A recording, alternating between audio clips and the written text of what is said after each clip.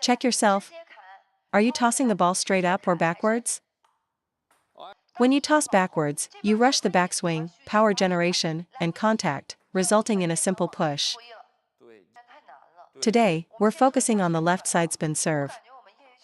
Let's talk about spin. The biggest problem for amateurs is an unclear direction of force. For example, many players pull their loops to the left against backspin. Similarly, on the left side spin serve, many players push forward instead of cutting down. Whether it's fear of hitting the racket edge or something else, I want you to analyze your own serve. Your serve should generate force downwards, not forwards. Many of my students serve forward and get no spin. Once I tell them to force downwards, the spin increases dramatically. The motion for a side spin underspin serve is like a push. See? It's just a push stroke. Imagine I'm guiding your hand through a push, making contact at the moment you're pushing the ball off the table. Many players think they're going downwards, but in reality, they're still pushing forward too much. When you push forward, you lose a lot of spin. You'd never push forward like this. A proper push cuts underneath the ball. So you're essentially performing a push stroke outside the table. Always remember, the feeling for underspin is a cut or brush, not a push. This is about an unclear force direction. It feels like you're going down, but the force is actually forward.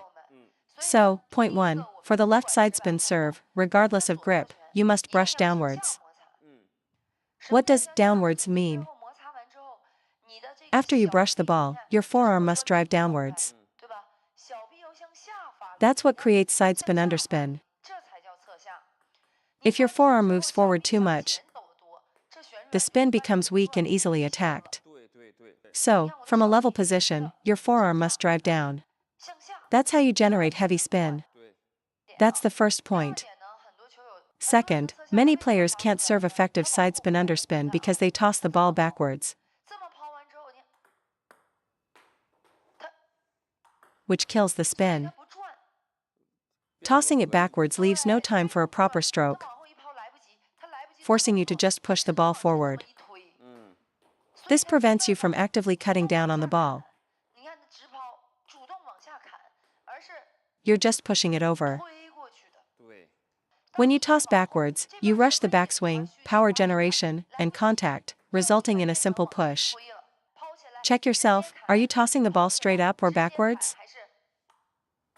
A vertical toss allows you to cut down directly, generating massive spin. This is why your serve isn't spinning. If the ball is too close to you, jamming you, you can only make contact. You can't generate friction. For your side spin underspin serve, while a slight backward toss is acceptable, you should aim for a vertical toss so you can actively cut down on the ball, rather than tossing it back and being forced into a pushing motion. Fix this, and your spin will definitely increase. This is a very common issue. Amateurs often think their toss is vertical, but video reveals the ball is jamming them, preventing an active, accelerating swing. When you're jammed, you can only push. A vertical toss gives you space for a full backswing and acceleration. The same fault applies to the hook serve. Players ask why they can only serve topspin. It's because only a vertical toss allows you to actively cut down for underspin. If you struggle with this, you must self-diagnose your ball toss. Okay, the third point, again, is the ball toss. Have you ever practiced just your toss? It doesn't need to be high. Practice a low, consistent toss. My third point, especially for beginners, is that panic often leads to a low toss. This is just like a forehand loop. If your arm isn't fully extended, you can't generate that combined force by synchronizing your swing with the ball. Your toss height should match your backswing height. For instance, if your backswing is this high, your toss needs to be this high. If your toss is too low but you attempt a full backswing, you'll miss the ball. There's not enough time to synchronize the motions. If you don't bring your racket back for a proper backswing and stay close to the ball, can you serve? Yes, but the spin will be very weak. It's like trying to punch without pulling your arm back. There's no power because there's no space.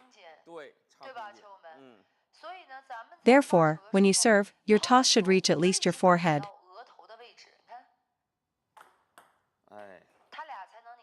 This allows your toss and your swing to synchronize for a coordinated motion. Crucially, your backswing must have some outward movement, whether up or back. You must contact the ball during your forward acceleration, not at the start of your swing. Think of it in phases. Point A is the backswing, point B is contact, and point C is acceleration and the stop.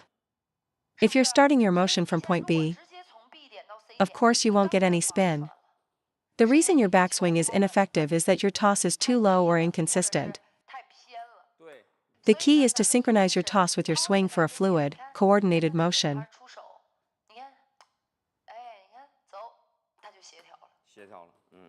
A good backswing, phase A, allows amateurs to fully prepare and load up, which creates acceleration through phase B. You can't start a sprint from a standstill. It's like a long jump. You need the run-up, A, to power the jump, B and C.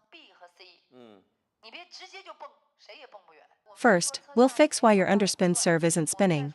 Then, we'll address why it isn't fast. Finally, I'll teach you how to serve it short. Today is all about sidespin underspin. Another key point for heavy underspin: avoid a scooping motion that cancels out the spin. What is this scooping motion? It's a follow-through that goes up, which negates the spin. Let's have my assistant demonstrate receiving. If I cut straight down, the ball is very heavy. Without adjusting his angle, he'll push it into the net. But if I serve with that scooping motion, the ball has no spin, and he can loop it easily. It's like any stroke, you're supposed to stop here, but your motion continues too far. You're over-rotating. The same principle applies to serving. When you contact the ball for a sidespin underspin serve, your motion should stop at the table level. Do not continue the motion upwards or forwards after contact. You must have an abrupt stop. This braking action is what makes the ball spin. Don't flick upwards or push forwards after the stop. This will ruin the spin. For a sidespin underspin serve, your racket should finish pointing at the table, and then stop dead. Otherwise, you create opposing forces that cancel each other out. You generate spin, then immediately add a 30% no-spin push, and the result is a dead ball. Personally, when it comes to that final braking motion, I use all of my strength to stop the racket. Try this, starting tomorrow. After you serve, focus on that stop. Really exaggerate the force of that braking motion. At the moment of contact, concentrate all your power into your hand for that abrupt stop. I never used to feel this either, but recently I've been serving a lot of hook and reverse pendulum serves, and the feeling of this braking motion is incredibly clear to me now. So, don't just passively stop. Actively and forcefully stop. Make that feeling distinct.